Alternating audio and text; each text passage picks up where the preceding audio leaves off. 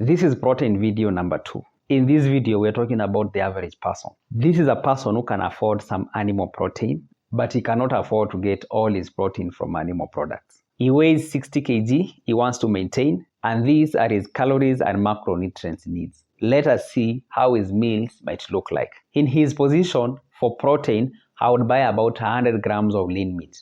An equivalent of that will be about 3 eggs. Since this will not give him enough protein, I would add some legumes.